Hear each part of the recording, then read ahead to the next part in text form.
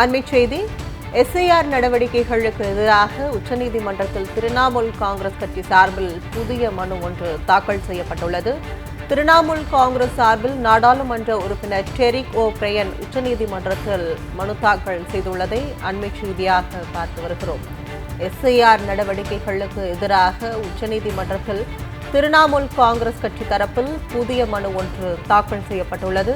திரிணாமுல் காங்கிரஸ் சார்பில் நாடாளுமன்ற உறுப்பினர் டெரிக் ஓ பிரையன் உச்சநீதிமன்றத்தில் இந்த மனுவை தாக்கல் செய்துள்ளார். மேற்கு வங்கத்தில் வாக்காளர் பட்டியல் தயாரிப்பு பணிகளில் பல்வேறு முறைகேடுகள் நடந்துள்ளன என்றும் திரிணாமுல் காங்கிரஸ் கட்சி குற்றம் சாட்டியுள்ளது. மேலும் வாக்காளர் பட்டியல் பெயர் சேர்ப்பில் முதியோர் உள்ளிட்டோர் தேர்தல் ஆணையத்தால் அலைக்கழிக்கப்படுவதாகவும் திரிணாமுல் காங்கிரஸ் தரப்பில் புகார் அளிக்கப்பட்டுள்ளதை அண்மைச் செய்தியாக பார்த்து வருகிறோம். கூடுதல் விவரங்களை சிறப்பு செய்தியாளர் பால்முருகன் வழங்க கேட்கலாம். வணக்கம் பால்முருகன், கூடுதல் விவரங்கள். அதாவது உச்சநீதிமன்றத்தில் திரிணாமுல் காங்கிரஸ் கட்சி சார்பில் மனு தாக்கல் செய்யப்படும் என்று முதலமைச்சர் மம்தா பானர்ஜி 2 நாட்களுக்கு முன்பு அறிவித்திருந்தார். இந்த நிலையில்தான் தற்போது நாடாளுமன்ற மாநிலங்களவை உறுப்பினர் டெரிக் ஒபரைன் பெயரில் தற்போது உச்சநீதிமன்றத்தில் புதிய மனு ஒன்று தாக்கல் செய்யப்பட்டிருக்கிறது.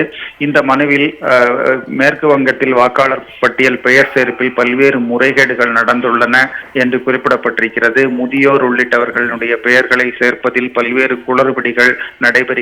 அவர்கள் அலைக்கழிக்கப்படுகின்றனர். பொதுமக்கள் தங்களுடைய பெயரை சேர்ப்பதற்கு பல்வேறு சிரமங்களை சந்தித்து வருகிறார்கள் என்று குறிப்பிடப்பட்டிருக்கிறது. 101 பக்கங்கள் கொண்ட மனு தாக்கல் செய்யப்பட்டிருக்கிறது. ஏற்கனவே பீகார் மாநிலத்தில் வாக்காளர் திருத்தம் தொடங்கிய போதே திரிணாமுல் காங்கிரஸ் கட்சி சார்பாக மௌவா மொய்த்ரா அதனை எதிர்த்து தாக்கல் செய்திருந்தார். அந்த மனு உள்ளிட்ட மனுக்கள் இந்த உச்சநீதிமன்றத்தில் விசாரணைக்கு வர உள்ள நிலையில் தான் தற்போது புதிய மனுவை திரிணாமுல் காங்கிரஸ் கட்சி தாக்கல் செய்திருக்கிறது. கற்பகம், விரிவான விவரங்களுக்கு நன்றி பால்முருகன்.